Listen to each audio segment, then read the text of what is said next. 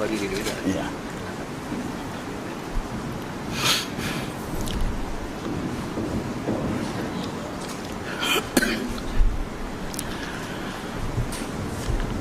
Bismillahirrahmanirrahim. Assalamualaikum warahmatullahi wabarakatuh. Marilah kita bersyukur kehadrat Allah Subhanahu wa taala. Dengan limpah kurnia Allah Subhanahu wa taala kami dapat himpun di tempat mulia pada malam ini dengan tujuan kami nak belajar ahadis Rasulullah sallallahu alaihi wasallam dan mengikut pemetaan daripada orang ramai, khususnya daripada Tok Imam kita. Kita akan baca dan muzakarah kitab Bukhari dan juga kitab Sunan Tirmizi. Jadi terlebih dulu saya ucap banyak terima kasih kepada Tok Imam kita, Tok Imam Syekh Ustaz Sanusi sudi menjemput saya untuk membincang ilmu hadis di sini. Jadi saya dan juga Tok Imam setelah kita bincang, kita pilih untuk baca kitab Bukhari dengan Sunan Tirmizi. Jadi dalam kitab-kitab hadis yang masyhur, kitab Sunanus Sittah, 6 buah kitab ada. Daripada situ pilih Bukhari dan Tirmizi. Jadi Bukhari ni seperti sedia maklum asahul kutubi ba'da kitabillah, kitab paling sahih selepas daripada Al-Quran. Dan Sunan Tirmizi pula dalam Sunan Arba'ah, kitab hadis dinamakan Sunan. Dalam 4 kitab Sunan ni, Sunan Tirmizi dianggap satu kitab hebat dan dia juga dapat gelaran sama dengan Sahih Bukhari dari segi digelar jami', seperti mana Sahih Bukhari digelar Jami' Bukhari, begitu juga Sunan Tirmizi juga digelar Jami' Tirmizi. Jadi kenapa dinamakan Sunan, kenapa pula digelar Jami', itu selepas ni saya akan cerita. Jadi sebelum tu saya nak bagi tahu lebih kurang tentang Imam Bukhari. Jadi Imam Bukhari ni dia lahir di Bukhara pada tahun 1904, 13 Syawal, selepas sembahyang Jumaat dia lahir di Bukhara. Jadi Imam Bukhari ni semasa dia lahir, masa dia kecil lagi, penglihatan dia kurang, kemudian penglihatan dia langsung tidak nampak. Jadi ibu dia ni sedih, kenapa pula anak dia dalam keadaan begini. Sebab masa Imam Bukhari kecil lagi, ayah dia tu dah meninggal. Jadi nama sebenar Imam Bukhari ni Muhammad bin Ismail. Jadi ayah dia Ismail ni masa Imam Bukhari kecil lagi dah meninggal. Jadi Ismail juga seorang alim yang masyhur masa tu. Ayah Bukhari ni seorang alim juga. Katanya mengikut sejarah ni, ayah Imam Bukhari tu anak murid daripada Hamad bin Zaid. Hamad bin Zaid ni tok guru Imam Abu Hanifah juga. Dan Imam Bukhari ni, ayah Imam Bukhari sani, pernah juga berguru dengan Imam Malik. Jadi dia tu seorang alim juga, dan ayah pada Ismail nama Ibrahim, tok pada Imam Bukhari, dan ayah pada Ibrahim pula Mughirah. Mughirah ni anak Bardizbah. Bardizbah ni dia tu seorang majusi, orang sembah api.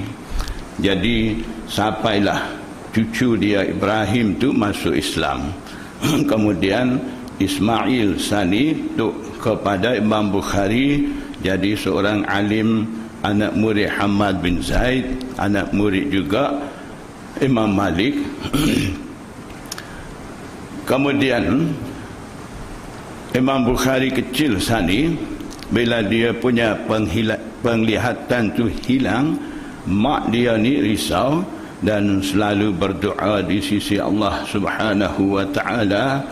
Pada satu malam mak dia tu mimpi Nabi Ibrahim alaihissalam, dan Nabi Ibrahim alaihissalam kata kepada mak Imam Bukhari kecil Sani, katanya, jangan risau, penglihatan anak engkau ni akan pulih, akan sembuh. Dan bila bangun esokkan pagi, tengok penglihatan Imam Bukhari ni pulih, dia nampak semula. Jadi Imam Bukhari kecil Sani, mak dia bagi belajar di madrasah, dan daripada kecil lagi Imam Bukhari ni minat dengan ilmu hadis. Jadi daripada umur dia kecil lagi, dia suka dengar orang mengajar hadis, dan juga dia suka menghafal hadis.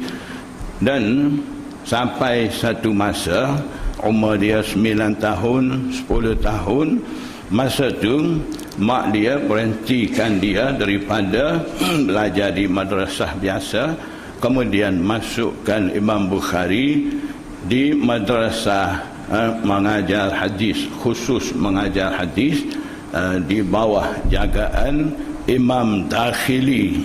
Jadi Imam Dakhili ni masa tu seorang muhaddis, Syekhul Hadis yang masyhur mengajar hadis di tempat Imam Bukhari itu.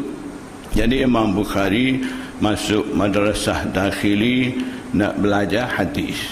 Jadi satu hari Imam Dakhili ni baca satu sanad.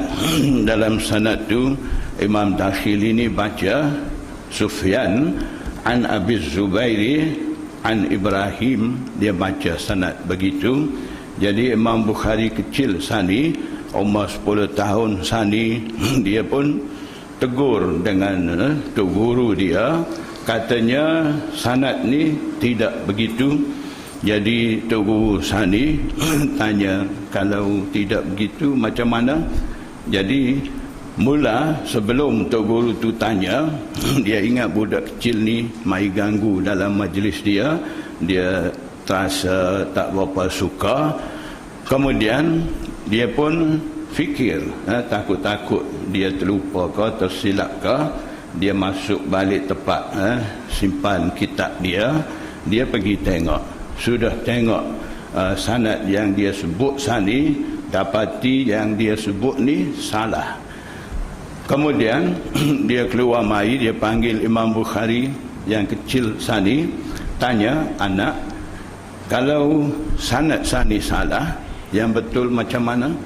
Jadi Imam Bukhari kata,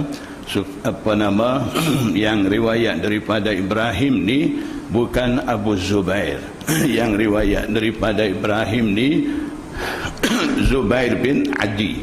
Jadi Tok Guru Sani, Imam Dakhili Sani, dia pun dah tengok dalam kitab tulisan dia, memang begitu sanad tu. Jadi Tok Guru tu puji kepada Imam Bukhari. Kemudian Imam Bukhari terus dapat belajar dengan Tok Guru tu. Selepas pada dia duduk belajar setahun, lama dia duduk dalam majlis mengaji, dia tidak pegang kitab, tidak ada buku tulis, tidak ada pen. Orang lain ni ada buku, ada pen, nak ikut tulis hadis yang mana Syekh baca, Syekh riwayat tu. Jadi Imam Bukhari kecil sani dia pakai duduk begitu. Jadi lama-lama sama-sama duduk dalam majlis ilmu sani, tegur dengan Imam Bukhari kecil tu, kau ni macam mana duduk gitu, tak tulis apa-apa, nampak macam tak sungguh mai belajar ni. Jadi Imam Bukhari tak cara, tak pasal, lama kelamaan banyak kali duk tegur sangat dia pun kata, wa mailah, yang mana kamu dah tulis tu letak depan. Kemudian dia baca daripada mula dia sampai di madrasah tu sampai hari dia baca depan ramai-ramai ni, dah ada lebih kurang 15,000 hadis dia baca mulut gitu. Jadi yang tulis dah sani semak, ikut tengok apa dia baca tu, dapati semuanya betul. Jadi semua orang ni heran dengan Imam Bukhari itu. Jadi ingatan dia begitu kuat. Dan ada satu masa Imam Bukhari sampai di kota Baghdad. Jadi sebelum Imam Bukhari sampai ni, dah sampai berita kata Imam Bukhari akan sampai. Masa tu umur dia dalam belas tahun. Jadi ulama yang ada di situ dah buat satu rancangan nak test, nak cuba ingatan Imam Bukhari setara mana. Jadi ulama di situ buat satu rancangan, bagi satu orang ni hafal 10 hadis. Dia pilih 10 orang, bagi satu orang hafal 10 hadis yang betul, dan pula campur semua sanad-sanad hadis, tukar takir, nama-nama dalam sanad ni tukar, dan matan hadis pun tukar. Sanad bagi matan ni bubuh dekat matan lain dan sebagainya. Dah buat macam tu. Yang salah pun menghafal 10 hadis, yang betul pun menghafal. Kemudian bila Imam Bukhari tiba, so baca yang tak betul tu. Baca 10 orang ni 100 sanad, 100 hadis yang dah campur, dah tukar punya. Jadi Imam Bukhari pun dengar. Selepas daripada tu, Imam Bukhari kata, kamu baca ni semuanya salah. Jadi dia baca balik hak salah, hak dia dengar semua pun dia baca balik. Macam mana 10 orang dah baca hak tak betul, dah susun tak betul punya pun dia baca balik. Kemudian dia susun balik yang betul macam ni. Nama ni kena duduk sini, matan hadis ni kena duduk bagi sanad ni. Dia susun balik, kemudian baca yang betul punya. Jadi masa tu ulama yang ada di situ ni iktiraf dengan Imam Bukhari, katanya dia ni memang hebat, dan juga dengan ingatan dia mereka kagum, dan sampailah ulama-ulama yang ada masa tu masuk majlis Imam Bukhari itu. Jadi dalam keadaan begitu, Imam Bukhari mengajar hadis, menyampaikan hadis, dan juga Imam Bukhari tulis kitab-kitab 22 kitab. Ada satu kitab At-Tarikhul Kabir dan At-Tarikhul Awsat, dan juga Al-Adabul Mufrad dan sebagainya. Ada banyak kitab Imam Bukhari tulis, dan katanya ulama, Imam Bukhari tulis kitab At-Tarikhul Kabir ni, dia tulis di Raudhah, dalam keadaan tidak ada elektrik, tidak ada lampu, tidak ada pelita, 3 bulan cerah. Dia tulis dengan cahaya bulan tu. Jadi kitab At-Tarikhul Kabir ni satu kitab yang menyatakan ilmu rijal, satu kitab hebat.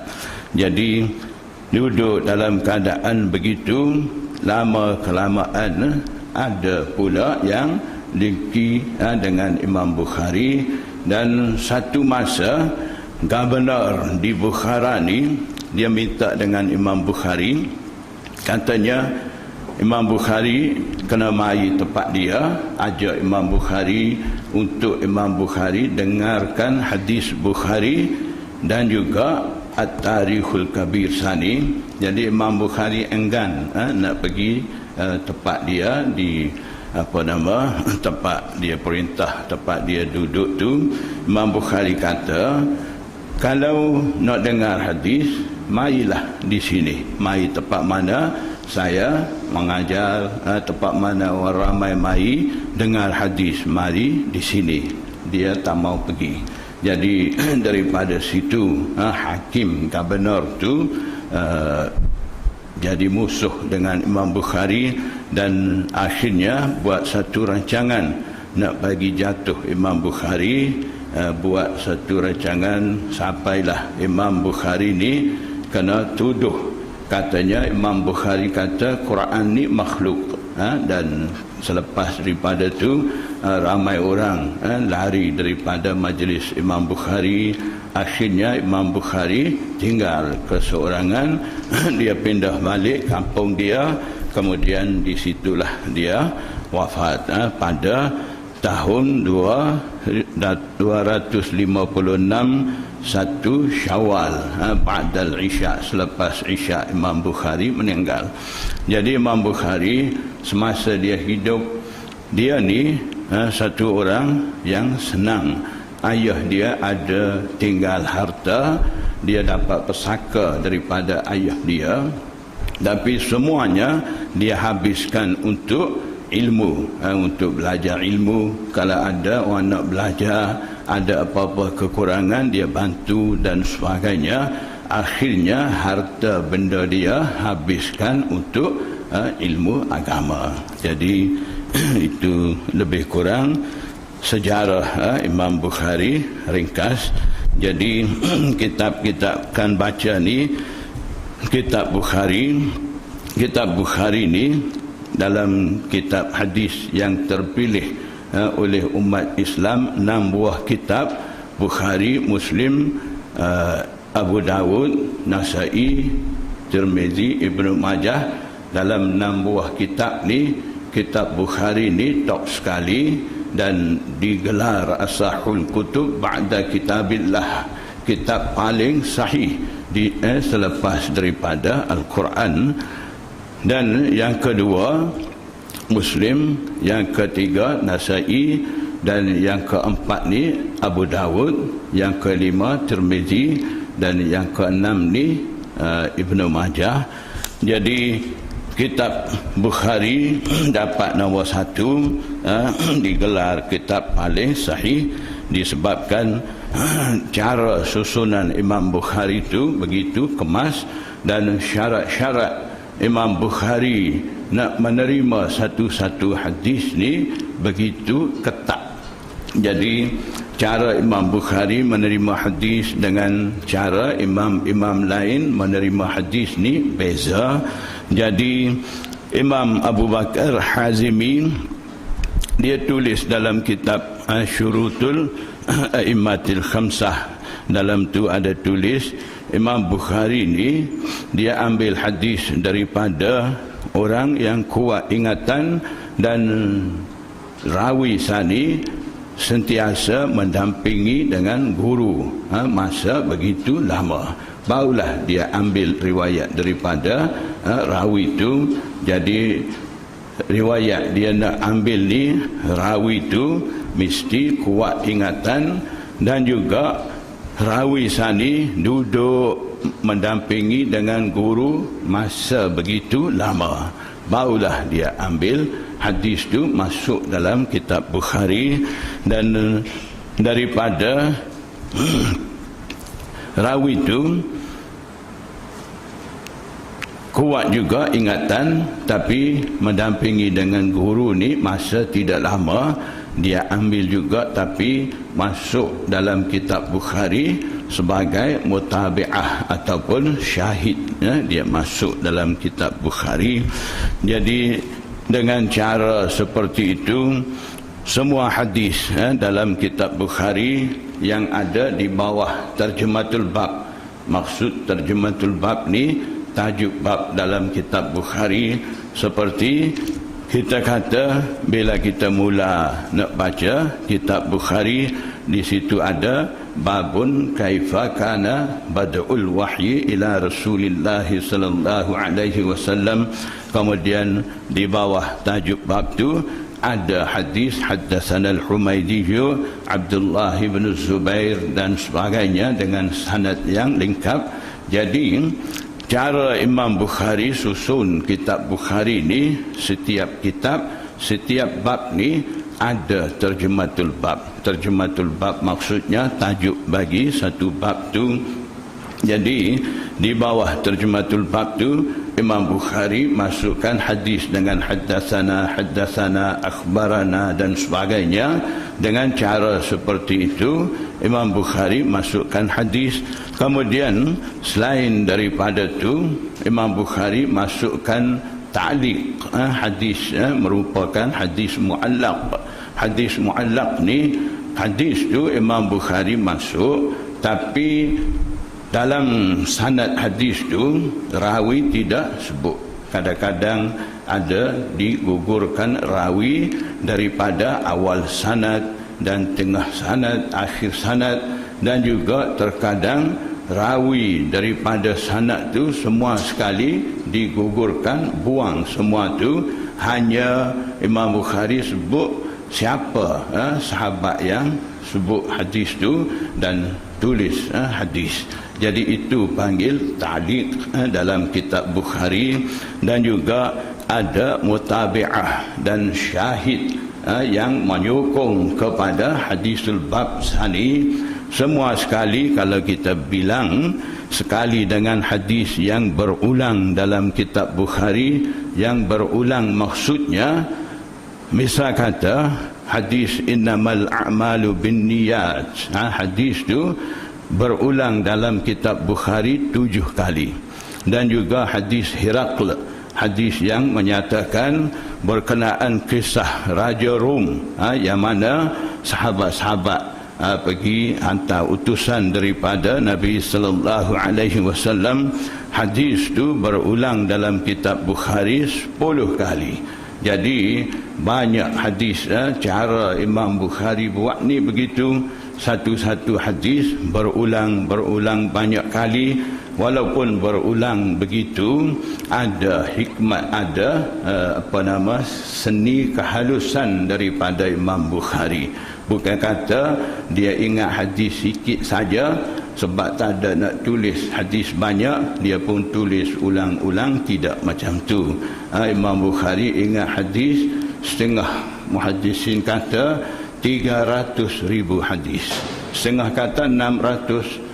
Ada yang kata Imam Bukhari ni ingat hadis sahih saja 100,000 hadis. Dan hadis hasan dan dhaif Imam Bukhari ingat 200,000. Jadi daripada 300 ataupun 600,000 hadis ni, Imam Bukhari tapis maksudnya dia cek betul-betul yang riwayat hadis ni, yang mana sanad hadis tu boleh ambil sebagai sanad sahih dan nak masuk dalam kitab Bukhari dia. Setelah dia tapis, setelah dia pilih ni, dapati semua sekali termasuk hadis ta'liq, hadis mutabi'at dan syahid, campur semua sekali dengan hadisul bab ni 9,082 hadis. Kalau buang yang berulang-ulang dengan ta'liq mutabi'at semua sekali, hanya ambil hadisul bab saja, maksudnya di bawah tajuk bab tu datang hadis dengan haddatsana begitu, ambil bilang hadis-hadis tu saja, hanya ada 2,623 hadis saja.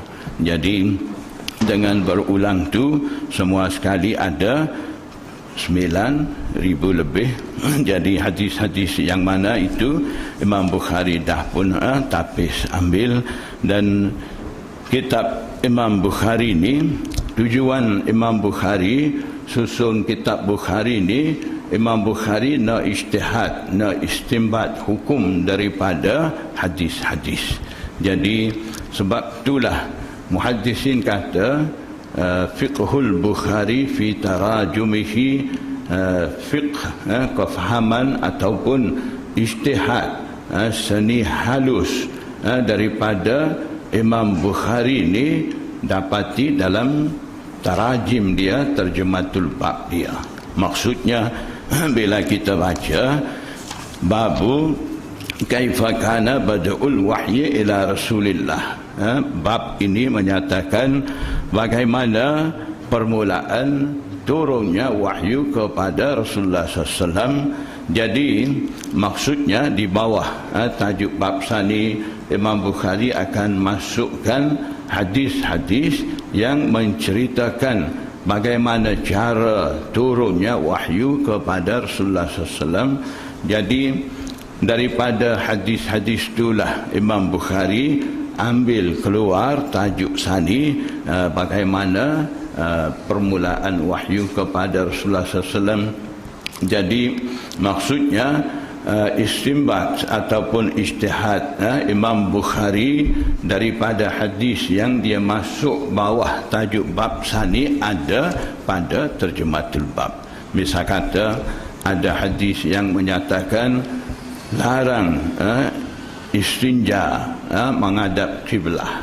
Jadi daripada larangan sani, hukum jadi haram ke makruh ke, itu Imam Bukhari akan tulis di terjematul bab dia.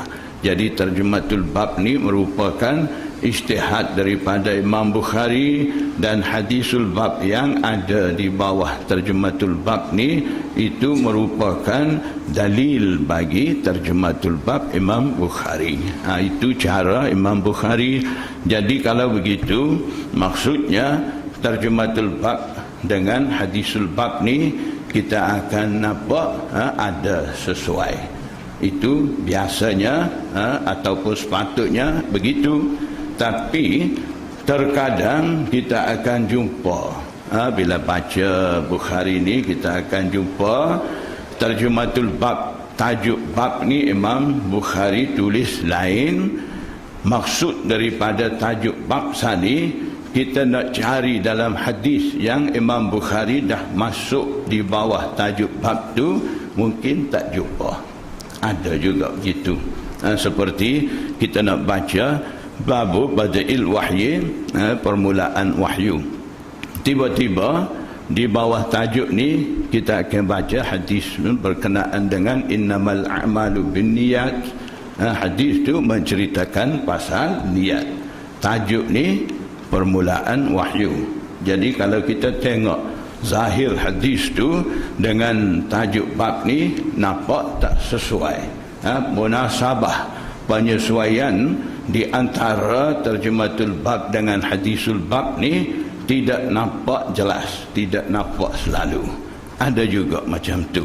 Jadi disebabkan itu, imam-imam muhaddisin untuk memahami kaedah istinbat daripada Imam Bukhari pada terjematul bab ni, imam-imam tulis kaedah-kaedah seperti mana imam-imam muhaddisin tulis syarah Bukhari, ramai tulis syarah Bukhari.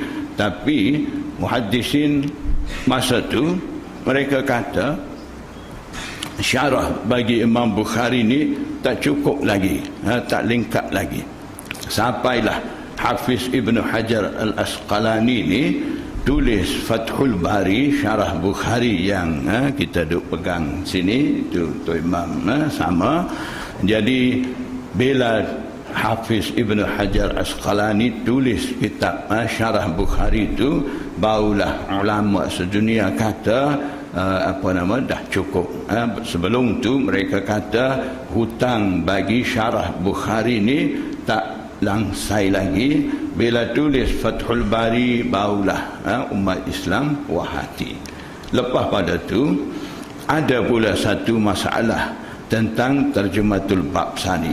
tajuk-tajuk bab ada masalah, kadang-kadang tajuk bab dengan hadis bab tidak sesuai, kadang-kadang tak jumpa cari poin daripada hadis tu dengan tajuk bab tu, ada banyak masalah lagi. Itu nanti kita dari masa ke semasa bila kita belajar berterusan akan nampak semua tu. Jadi bila ada masalah tu pula, ulama umat Islam kata syarah tu dah selesai, ni masalah terjematul bab pula masih ada lagi. Jadi ramai imam-imam tulis pula, Imam Ibnul Jamaah tulis, Imam Syah Waliullah tulis, Hafiz Ibnu Hajar juga ada tulis, ramai imam-imam tulis berkenaan kaedah nak faham terjematul bab sani. Tapi masih lagi ulama umat Islam kata tak selesai lagi. Akhir sekali Allah Subhanahu wa taala munculkan satu ulama hadis dari benua Hind, nama dia Raisul Muhaddisin Syekhul Hadis Maulana Muhammad Zakaria Al-Kandahlawi. Dia tulis satu kitab merupakan syarah bagi kitab Lami'ud Darari. Lami'ud Darari ini satu takrir, keterangan bagi Bukhari daripada Syekhul Hadis Maulana Rashid Ahmad Gangohi, didabit oleh ayah Maulana Zakaria, Maulana Yahya sendiri. Kemudian Maulana Zakaria Sani dia tulis pula syarah bagi Lami'ud Darari. Jadi satu kitab syarah Bukhari dalam satu set ni ada 24 jilid, sikit saja, tak banyak mana, 24 jilid. Yang sekarang kita duk pegang Fathul Bari ni baru 15 jilid, yang tu 24 jilid. Jadi bila Syekhul Hadis Maulana Zakaria Kandahlawi Sani tulis kitab Al-Kanzul Mutawari, dalam tu ada 70 usul, 70 kaedah untuk memahami terjematul bab Bukhari. Bila ada kaedah 70 sani, barulah ulama umat Islam, ulama muhaddisin kata sekarang dah beres, dah selesai. Jadi Syekhul Hadis Maulana Zakaria Sani bukan kata tulis kitab Al-Kanzul Mutawari saja, dia juga tulis masa umur dia 27 tahun baru dia tulis satu kitab Aujazul Masalik, syarah bagi Muwatta Imam Malik. Dia ni duduk di benua Hind, pakai mazhab Hanafi, tapi dia tulis syarah Muwatta tu mazhab Maliki punya. Jadi bila dia syarah, jadi 16 jilid dalam bahasa Arab belaka, yang 24 jilid tadi pun bahasa Arab juga. Jadi ulama Hijaz, ulama yang ikut mazhab Maliki, mereka kata kalaulah Syekh Zakaria ni tak tulis di muqaddimah kitab, dia ni ulama daripada Hind dan dia ni pengikut mazhab Hanafi, kalau dia tak tulis macam tu, kita akan anggap dia ni seorang ulama Hijaz yang menguasai mazhab Maliki.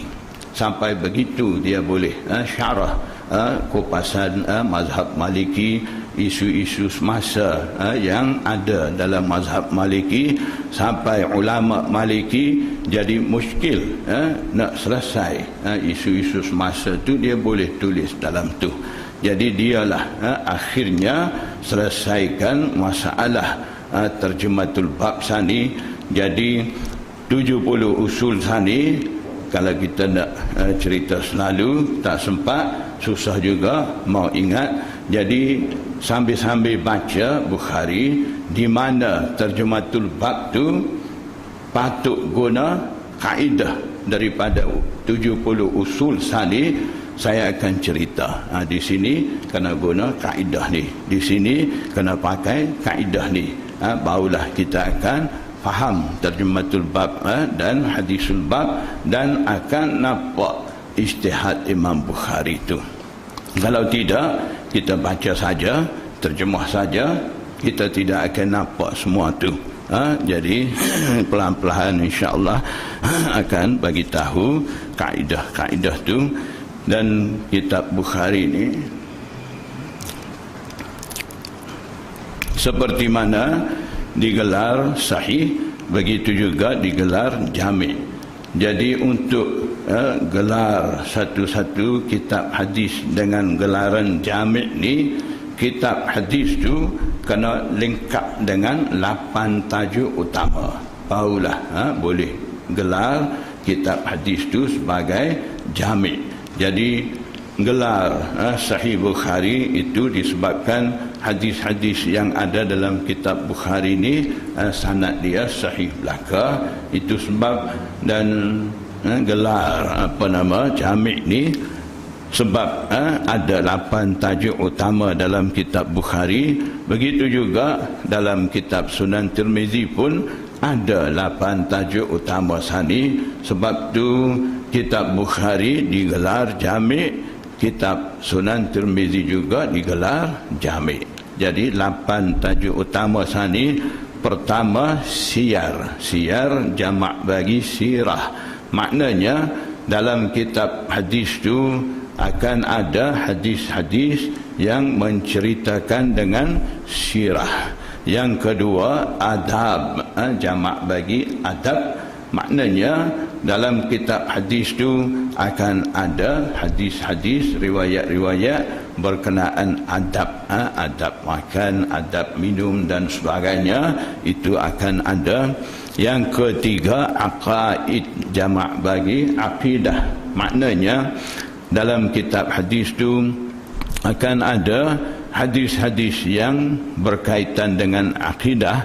Dan yang keempat, fitan. Fitan jamak bagi fitnah. Maksudnya dalam kitab hadis tu akan ada kisah-kisah yang mana Rasulullah SAW bersabda, kisah-kisah tu akan berlaku satu hari nanti. Jadi hadis-hadis tu akan ada dalam kitab hadis tu. Yang keempat, ahkam. Kitab hadis tu mengandungi dengan riwayat-riwayat ataupun hadis-hadis yang menyatakan hukum ahkam bagi agama Islam. Dan yang kelima, asyrat. Asyrat jamak bagi syartun, itu alamatul qiyamah, tanda-tanda kiamat. Ada sebut dalam riwayat-riwayat tu. Jadi riwayat-riwayat tu juga ada dalam kitab tu. Yang ke-8, manaqib. Manaqib mana kelebihan bagi kabilah-kabilah dan juga kelebihan daripada sahabiah dan sebagainya. Ada cerita dalam riwayat-riwayat tu. Jadi akan masukkan riwayat-riwayat tu dalam kitab hadis. Jadi bila cukup dengan 8 tajuk utama dalam satu kitab hadis ni, kitab hadis tu akan dinamakan jami'. Jadi yang dapat gelaran jami' ni dalam kitab Sunan Sittah, 6 buah kitab hadis masyhur ni, hanya 2 saja, Bukhari dan Tirmizi. Muslim tidak dapat gelaran tu. Sebab dalam kitab Muslim ni 8 tajuk tu ada. Tapi muhaddisin kata dalam kitab tafsir ni, hadis-hadis, riwayat-riwayat ni agak kurang sikit, kurang daripada setakat mana muhaddisin nak tu tidak ada. Jadi sebab tu Muslim tidak digelar jami'. Jadi itu berkenaan dengan kitab Bukhari. Jadi kitab Bukhari ni seperti saya cerita sani, dia akan nyatakan istimbat hukum daripada hadis. Dan kitab Muslim pula dia akan himpun satu hadis dengan pelbagai sanad hadis, dia akan himpun satu tempat. Jadi sebab tu bila kita nak cari hadis, kena cari dalam Muslim, mudah, dan satu-satu hadis akan dapat dengan lengkap. Dalam Bukhari tidak akan jumpa satu-satu hadis dengan lengkap. Sebab Imam Bukhari ni dia istinbat, ijtihad daripada hadis. Bila dia nak ijtihad daripada hadis, daripada potongan hadis mana dia nak ijtihad tu, dia ambil setakat tu saja. Itu panggil taqti', potong hadis tu, dia ambil potongan hadis mana dia nak ijtihad, banyak itulah dia masuk dalam kitab Bukhari dia. Jadi jarang Imam Bukhari masuk satu-satu hadis dengan lengkap, dengan panjang. Yang ada lengkap cukup, panjang, dengan pelbagai sanad bagi satu-satu hadis ni ada dalam Sahih Muslim. Jadi kita nak cari hadis, kena cari dalam Sahih Muslim. Kadang-kadang hadis kita dengar panjang, tapi pergi cari dalam Bukhari tak jumpa. Bila tak jumpa dalam Bukhari, kita pula kata tak ada dalam Bukhari. Hadis tu betul ke ada dalam kitab hadis ni, salah ke ataupun maudhu' ke, kita pun mula timbulkan banyak cerita di situ. Jadi kitab hadis Muslim ni cara dia macam tu. Dan kitab Nasa'i ni dia menceritakan ikhtilaf sanad. Dalam sanad-sanad ni ada beberapa ikhtilaf dan juga illah, kecacatan yang ada pada hadis, sanad hadis tu. Imam Nasa'i dia akan cerita, dan Imam Abu Dawud pula dia akan himpun dalil-dalil bagi imam-imam mazhab. Jadi bagi seorang imam, bagi satu hukum, ada banyak mana hadis sebagai dalil, dia akan himpun semua tu. Dan Imam Tirmizi pula, cara dia himpun kitab dia ni Bayanul Mazahib, maksudnya menerangkan mazhab-mazhab daripada imam-imam dengan satu-satu hadis tu. Jadi maksud saya cerita ni semua ni, bila kita nak mengaji hadis ni, kita kena mengaji Sunan Sittah, 6 buah sani. Barulah kita akan tahu hadis dengan lengkap daripada Muslim, dan ijtihad hukum, macam mana Imam Bukhari istinbat hukum. Dengan mengaji Bukhari ni kita akan tahu, dan kecacatan ada dalam sanad hadis dan matan hadis, kita akan tahu bila kita belajar Nasa'i dan Bayanul Mazahib, keterangan mengenai mazhab-mazhab ni kita akan faham bila kita mengaji Sunan Tirmizi. Dan daripada Abu Dawud ni kita akan tahu dalil-dalil bagi imam-imam tu. Dan daripada Ibnu Majah pula kita akan jumpa hadis-hadis. Kadang imam-imam lain tidak masuk dalam kitab dia, di situ kita akan jumpa. Jadi dengan hanya kita belajar kitab Bukhari saja tidak cukup, kena kita belajar Sunan Sittah, 6 buah kitab tu. Jadi dari semasa ke semasa kita kena usaha, selepas sebuah ni kita kena belajar, barulah kita akan merakumi ilmu hadis tu. Jadi sebagai muqaddimah kita baca satu hadis.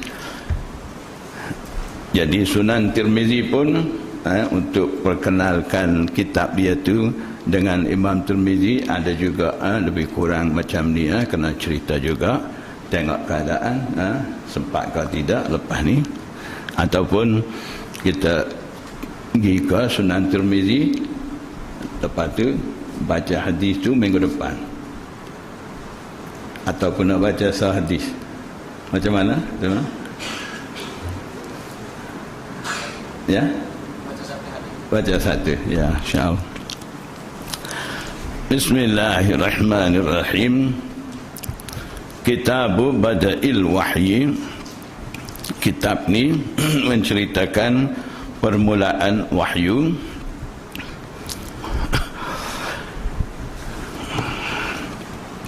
Babun kaifa kana bada'ul wahyi ila Rasulillah sallallahu alaihi wasallam. Jadi bab ini akan menceritakan bagaimana permulaan wahyu, turunnya wahyu kepada Rasulullah SAW. Jadi Imam Bukhari ni dalam kitab dia adakan terjematul bab dengan menggunakan kalimah kaifa ni ada 30 bab. Dia akan ada 30 bab dengan terjematul bab yang guna kalimah kaifa sani. Jadi maksud kaifa bagaimana di sini, maksud dia hadis-hadis daripada Rasulullah SAW ni yang permulaan wahyu kepada Rasulullah SAW, kemudian hadis-hadis tu bagaimana sampai mai kepada kita, bagaimana cara hadis-hadis tu sampai, dan permulaan wahyu tu kaifiyah dia macam mana, itu semua Imam Bukhari akan cerita di sini. Tapi seperti mana saya cerita sani, terjematul bab, tajuk bab dengan hadis bab yang ada di bawah terjematul bab ni, kita kena cari mana dia punya penyesuaian dia. Jadi dalam bab wahyu ni Imam Bukhari masukkan 6 buah hadis. Jadi kalau kita nak cari setiap hadis ni sesuai ke tidak dengan terjematul bab ni agak susah sikit.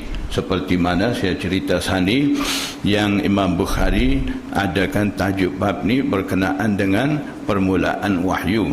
Di bawah tu dia masukkan hadis innamal a'malu binniyat. Jadi kita cari, tak jumpa cari. Hadis tu menceritakan tentang niat, tajuk bab dia tentang permulaan wahyu. Kalau kita nak cari poin dekat mana Imam Bukhari tu ijtihad, maksud badul wahyi, permulaan wahyu tu, nak cari poin tu daripada hadis ni ada, tapi susah sikit. Supaya saya cerita sani, imam-imam guna kaedah daripada 70 kaedah tu, di situ akan jumpa. Jadi disebabkan ada kerumitan nak cari penyesuaian terjematul bab dengan hadisul bab sani, muhaddisin kata tidak semestinya kena cari dalam satu bab ni setiap hadis tu mesti ada penyesuaian dengan terjematul bab. Kalau ada 6 buah hadis di bawah kitab Badi'il Wahyi ni, kalau jumpa satu hadis tu ada penyesuaian dengan terjematul bab sani, tak apa dah. Jadi kita akan sampai hadis yang ketiga.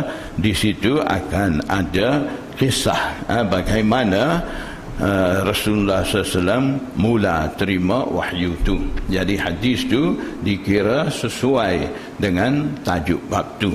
Jadi jumpa satu hadis sesuai begitu, imam-imam muhaddisin kata tak apa dah. Itu dikira belas kasihan dengan kita, supaya kita tidak susah. Tapi kalau boleh setiap hadis tu dapat cari penyesuaian dia, itu lagi baik. Jadi kitab Badi'il Wahyi, qala Syekhul Imamul Hafizu Abu Abdullah. Abu Abdullah ni kunyah bagi Imam Bukhari.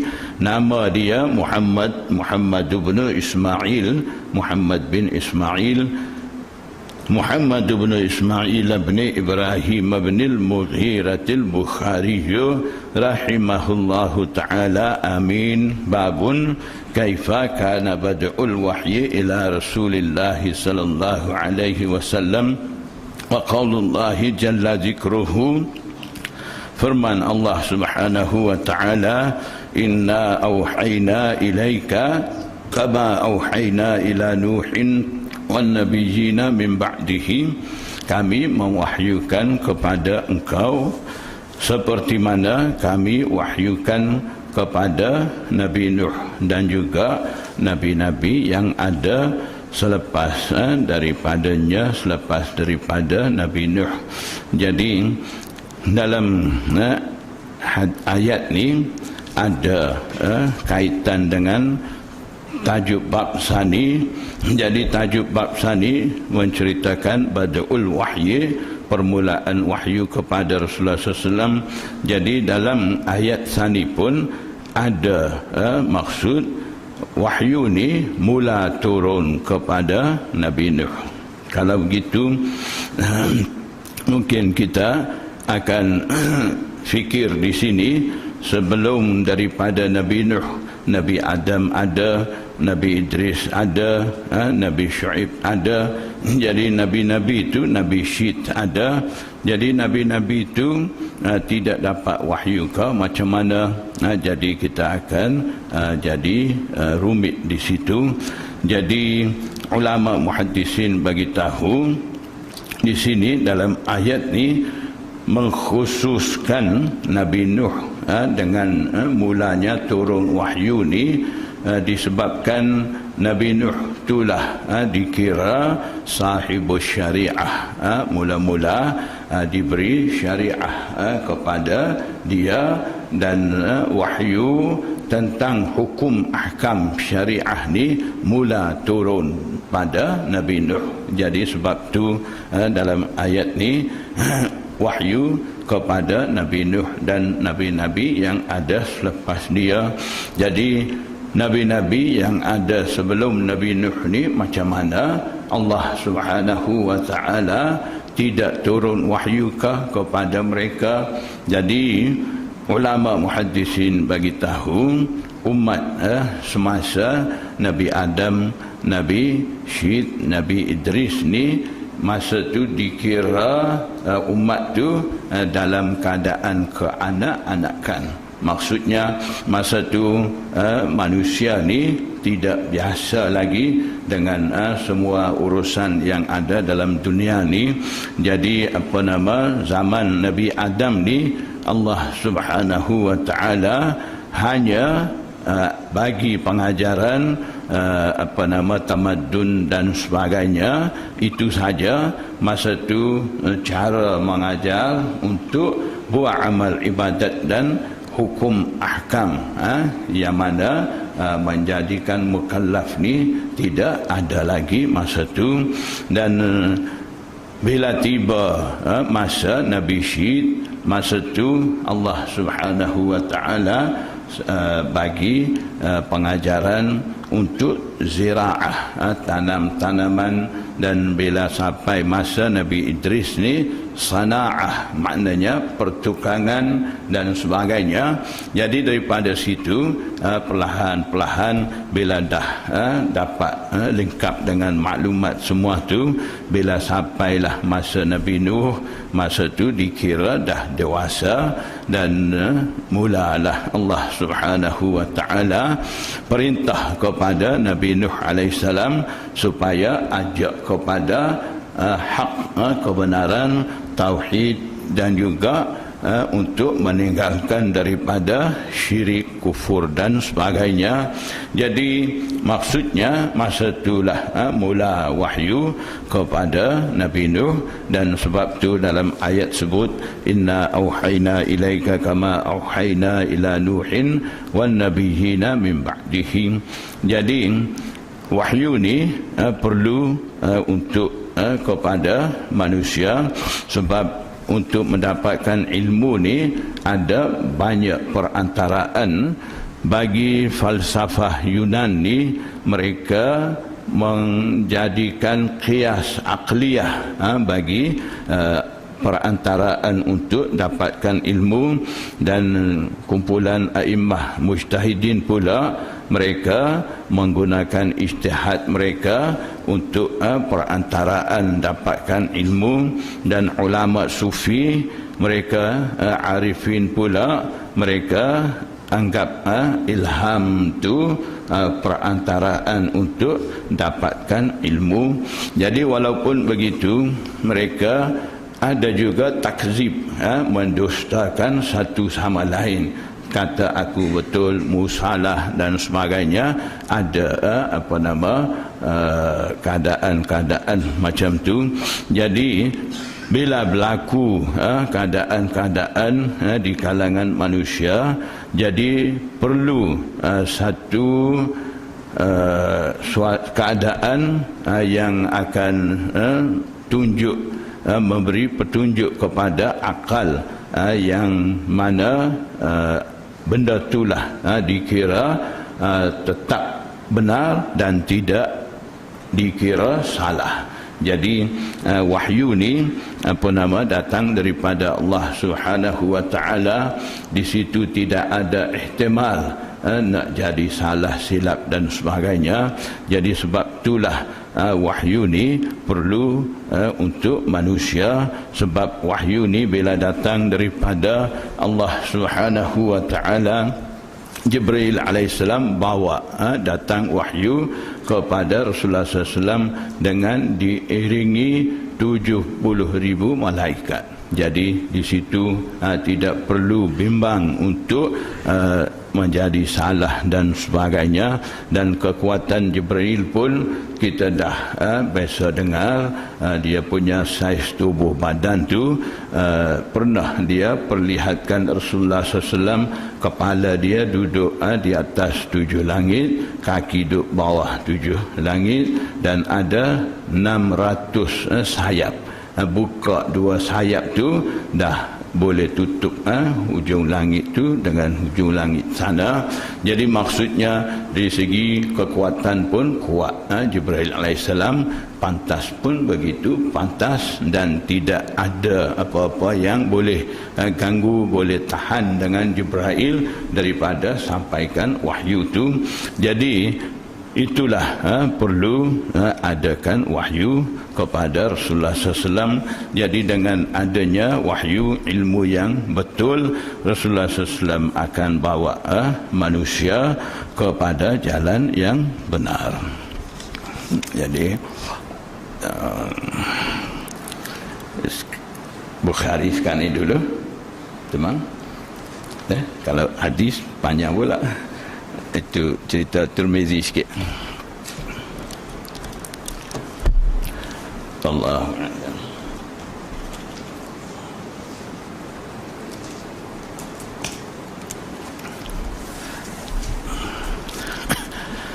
Bismillahirrahmanirrahim. Jadi kita dah janji nak baca 2 kitab, Bukhari dan Muslim.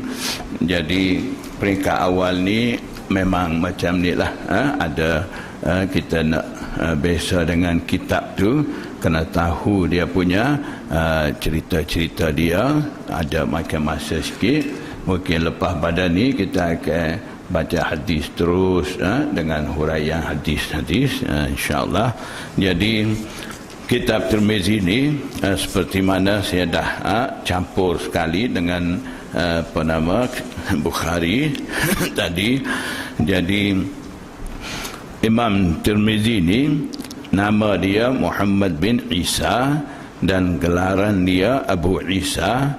Bila kita buka mula-mula ni ada sanad hadis ada di situ, itu Bismillahirrahmanirrahim.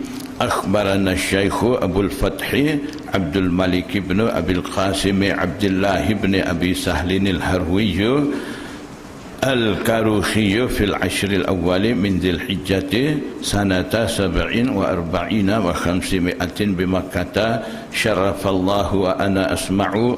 Qala akhbarana al-Qadi الزاهد أبو عامر محمود بن القاسم بن محمد الأزدي رحمه الله قراءة عليه وأنا أسمع في ربيع الأول من سنة 82 و400.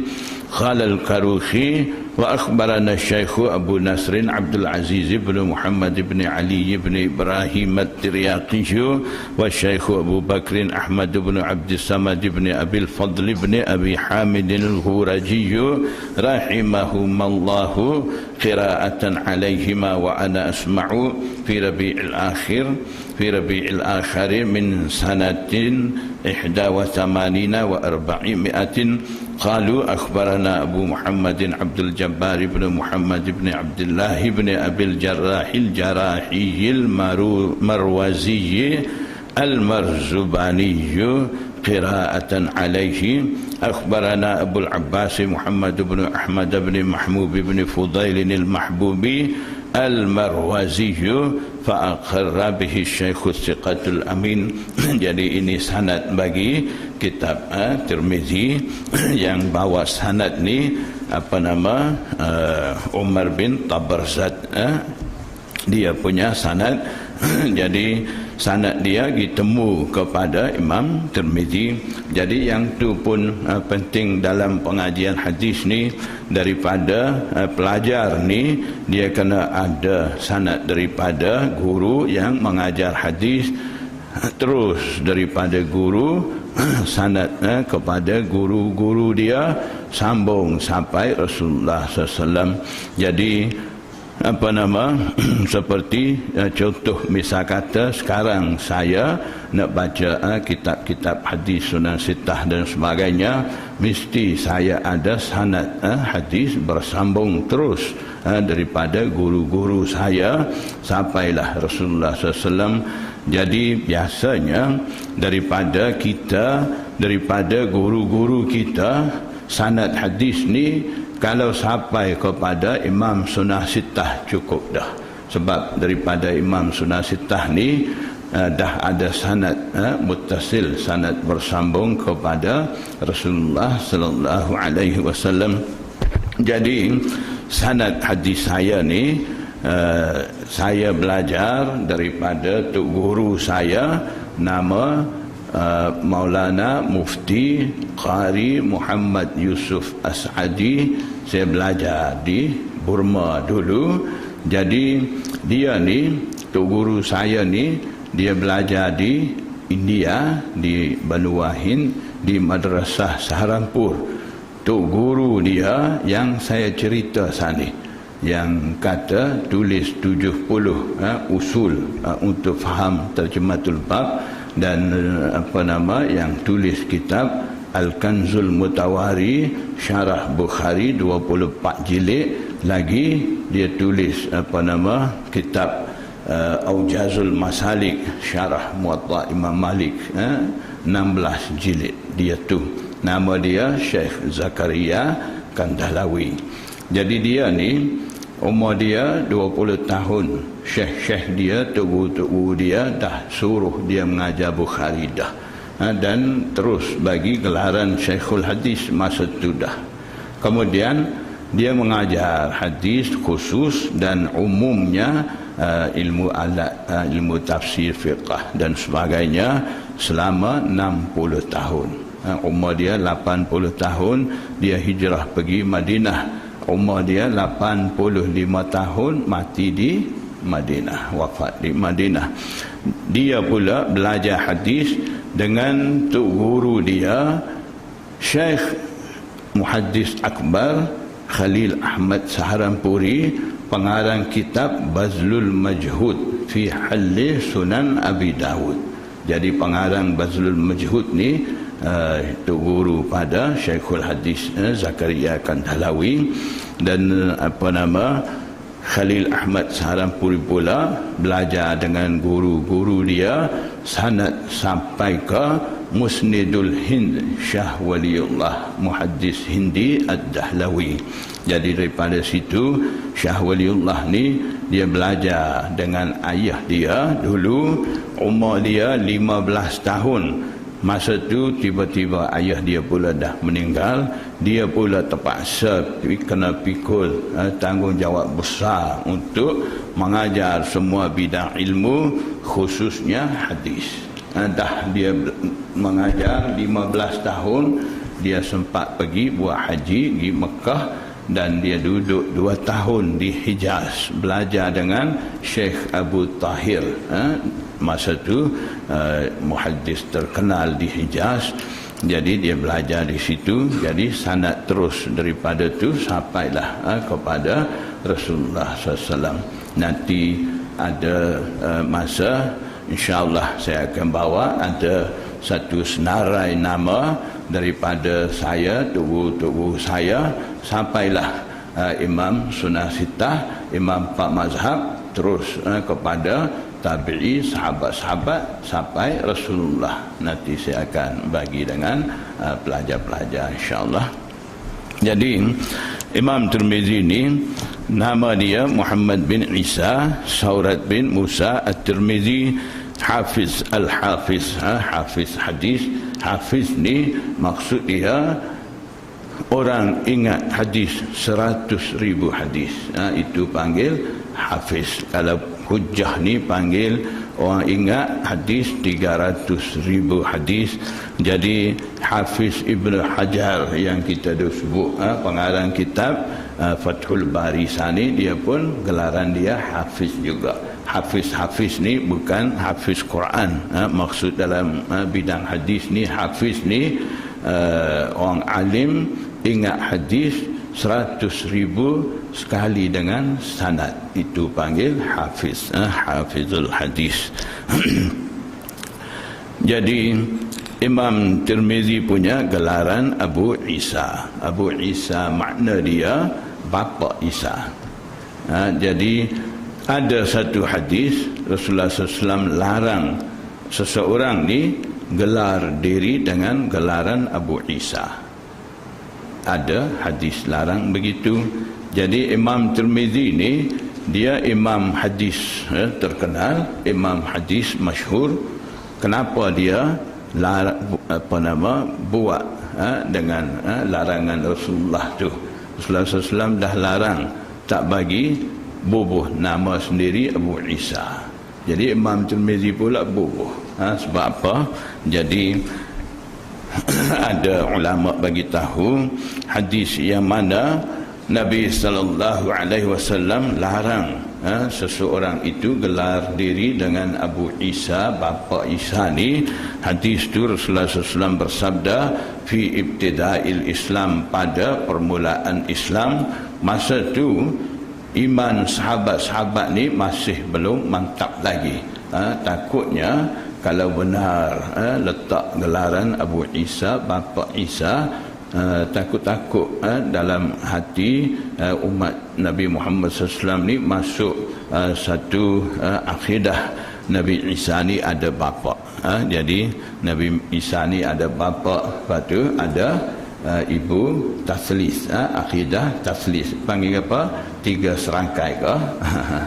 Jadi takutnya silap akidah. Masa tu Rasulullah SAW larang. Kemudian daripada tu ada satu masa Mughirah bin Syu'bah ni dia sendiri gelar diri dengan gelaran Abu Isa.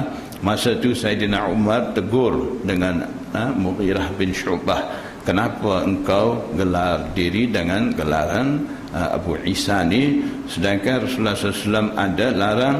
Jadi masa tu Mughirah bin Syu'bah jawab kata, gelaran ni aku letak masa Rasulullah SAW ada lagi. Rasulullah SAW dah tahu, tapi Rasulullah SAW tak kata apa pun. Maksudnya itu selepas daripada dah lalu masa, selepas daripada permulaan waktu Islam. Jadi bila nampak iman sahabat-sahabat ni dah mantap, masa tu Rasulullah SAW tidak larang lagi. Jadi maksudnya Imam Tirmizi dia tahu hadis yang mana larang gelar diri dengan gelaran Abu Isa ni dah jadi mansuh, maknanya hadis dah dibatalkan. Maksud daripada hadis tu, sebab itulah Imam Tirmizi dia letak gelaran Abu Isa. Jadi Imam Tirmizi juga merupakan anak murid daripada Imam Bukhari, dan Imam Tirmizi belajar di negara dia, Hijaz, Mesir, Syam, Kufah, Khurasan dan sebagainya. Banyak tempat dia pergi belajar. Dan Imam Bukhari, Imam Muslim, Imam Abu Dawud itu tok guru pada Imam Tirmizi, dan juga ramai asatizah tok guru Imam Tirmizi ni memuliakan Imam Tirmizi disebabkan bijaknya Imam Tirmizi. Jadi ada satu masa Imam Tirmizi dia dah tua umur. Masa tu dia dah tak nampak mata lagi. dia jalan dengan rombongan anak murid dia sampai satu tempat. Imam Tirmizi kata dengan pengikut-pengikut dia, kata tunduk kepala sini, nanti kena dengan dahan pokok. Jadi yang lain ni nampak, dia ni tak nampak. Hak tak nampak ni suruh tunduk kepala. Jadi yang nampak semua ni kata tak ada dahan pokok pun di sini, sebab apa nak suruh tunduk. Jadi Imam Tirmizi suruh berhenti kafilah dia tu, dia suruh siasat. Ada kodok di sini satu pokok besar dulu, dahan dia luntur, jatuh atas jalan tu. Kalau lalu mesti nak tunduk kepala di situ, tidak antuk kepala dengan dahan pokok tu. Jadi bila suruh tanya khabar dalam kampung berdekatan, ada orang tua-tua yang ingat pokok tu ada di situ. Jadi semua kata ada pokok, betul Imam Tirmizi kata. Jadi walaupun dia dah tak nampak, mungkin dia boleh agak jarak perjalanan dia sampai di sini ni ada pokok. Jadi walaupun dah keadaan buta sekalipun, dia ingat lagi yang tu ada sekali tu. Imam Tirmizi terima satu naskah, ada tulis hadis-hadis daripada seorang yang gurunya kirim kepada Imam Tirmizi. Itu panggil munawalah dalam istilah hadis ni. Jadi selepas daripada Imam Tirmizi terima naskah tu, tiba-tiba dalam satu perjalanan Imam Tirmizi sempat jumpa dengan guru tu. Jadi Imam Tirmizi dia nak baca dengan guru tu, nak ambil talaqi musyafahah hadis daripada guru. Jadi dia minta dengan guru tu nak baca hadis. Jadi guru kata boleh. Dia pun kata dia nak pergi ambil sahifah yang dia simpan tu, pergi tengok dalam kenderaan dia, dia tukar dengan kertas lain. Jadi kertas ada tulis hadis ni, tinggal kertas kosong ada di situ, silap. Jadi dia pun ambil kertas kosong juga, pergi pegang kertas kosong sana, dia duk baca tu semua betul. Dia dah baca hadis, dah hafal hadis apa hak Tok Guru kirim tu, dia dah baca, dah ingat. Jadi dia pun tengok kertas kosong tu, baca. Jadi semua betul, tak ada masalah. Guru duk dengar. Tiba-tiba guru lihat kertas kosong tu. Guru pun ambil tengok, nampak tak ada tulis apa. Jadi mula dia nak marah lah, nampak macam nak tipu, baca depan dia. Lepas tu tanya, kenapa kau buat begini? Jadi dia pun cerita, dia dah terlupa tinggal kertas yang tulis tu.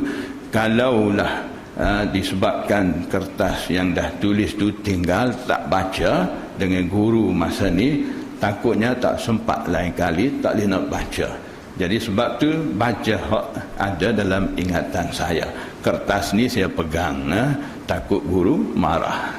Jadi guru pun dah tak marah lagi, suka dengan dia. Jadi begitu ingatan imam-imam dulu kuat. Jadi sampailah Imam Bukhari itu kagum dengan Imam Tirmizi, katanya man tafa'ta bika aktsara mimman tafa'tu bi, yang mana engkau dapat manfaat, dapat belajar daripada aku ni, yang mana aku dapat manfaat daripada engkau ni lebih banyak daripada engkau dapat manfaat daripada aku. Maksudnya Imam Bukhari walaupun tok guru pada Imam Tirmizi, dia juga dapat manfaat daripada Imam Tirmizi. Sebab Imam Tirmizi ni seorang anak murid cerdik. Biasalah kalau kita mengajar dengan orang ramai, dalam tu kalau ada yang cerdik-cerdik, kita akan ajar dengan cara penyampaian cerdik. Kalau yang belajar ni nampak lebih kurang, kita pun mengajar sambil lewat begitu. Itu cara biasa. Jadi bila ada Imam Tirmizi dalam majlis Imam Bukhari pun kena bawa cara hebat. untuk penyampaian hadis dia dan sebagainya.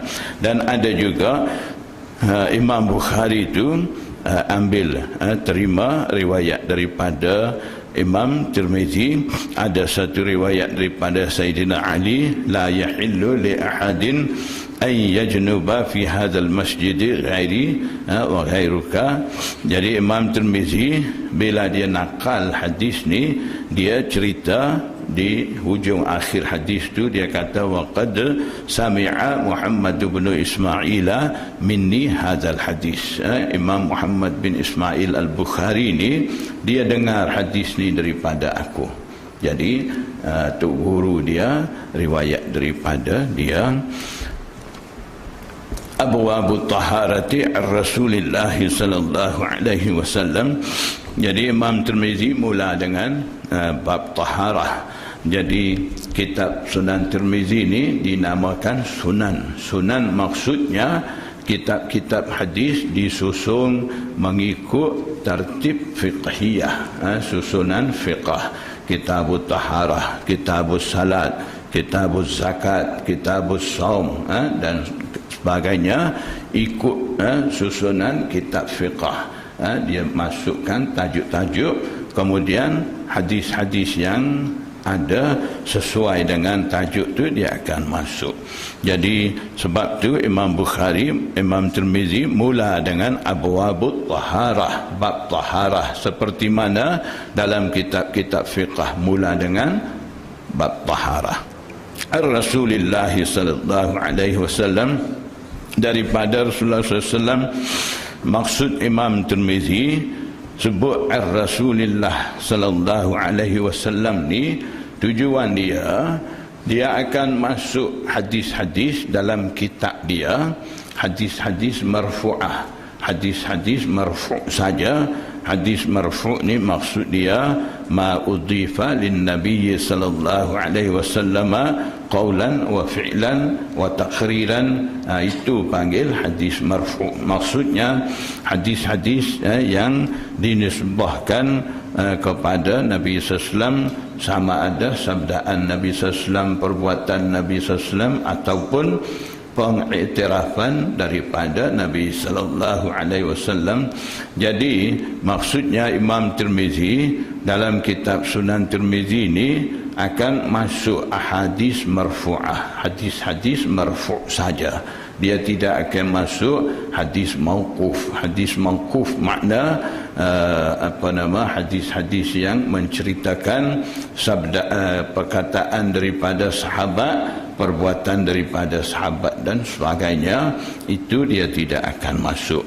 Maksud dia buat begitu ni dulu daripada zaman Imam Sunan Sittah ni, zaman sebelum Imam Tirmizi ni, imam-imam dulu bila buat kitab mereka campur hadis daripada Rasulullah SAW pun masuk, aqwalus sahabah, kata-kata pendapat daripada sahabat pun campur tulis sekali, dan juga fatwa tabi'i, fatwa-fatwa daripada tabi'i juga masuk sekali. Seperti mana kitab Muwatta Imam Malik, di situ ada hadis daripada Rasulullah SAW pun ada dalam satu bab, aqwalus sahabah pun ada dalam bab tu, dan juga fatwa tabi'i pun ada dalam satu bab tu.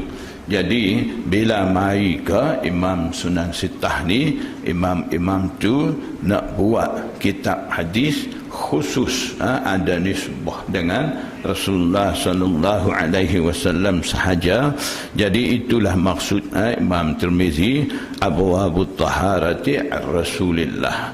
Setiap bab Imam Tirmizi akan tulis macam ni: abwabut taharati ar-Rasulillah, abwabus salati ar-Rasulillah, abwabus saumi ar-Rasulillah, abwabuz zakati ar-Rasulillah. Semua bab dia akan tulis macam ni. Itu isyarat dalam kitab ni akan ada hadis marfu' saja. Boleh lagi teman? Nak kau sebelah dah? Boleh dah. Ya. Nyayo, nak rehat. Ada yang setengah tu lepas Isya tak balik pun ada. Jadi ni lebih kurang kira hari pertama, hari mula sebagai muqaddimah. Itu pun banyak ringkas dah. Kalau nak cerita semua tu banyak juga cerita. Kita belajar dulu, belajar naik ke kelas hadis ni selepas daripada biasanya di sana kena belajar 10 tahun. Sekarang ni dah ringkas 8 tahun daripada mula kelas 1 ilmu alat, tafsir, fiqh, usuluddin, apa semua sudah belajar. Tahun akhir tu belajar hadis. Jadi daripada 15 Syawal sampai ke raya haji ni baru muqaddimah, cerita-cerita sepuasa ni, kepentingan kaedah-kaedah untuk memahami 6 buah kitab hadis ni. Lepas tu lah baru baca. Jadi ini satu malam nak habis 2 bulan kita belajar dulu, penjelasan-penjelasan daripada guru ni tak habis. Jadi banyak saya ringkas dah, lebih kurang itu perkara-perkara penting untuk kita belajar Bukhari dan Tirmizi ni. Jadi insya-Allah mula daripada minggu depan kita akan baca hadis dan akan hurai maksud-maksud hadis tu, insya-Allah. Mudah-mudahan Allah Subhanahu wa taala bagi taufik pada kita semua supaya kita dapat berterusan belajar, insya-Allah. Wallahu a'lam bissawab. Billahi taufiq wal hidayah. Wassalamualaikum warahmatullahi wabarakatuh.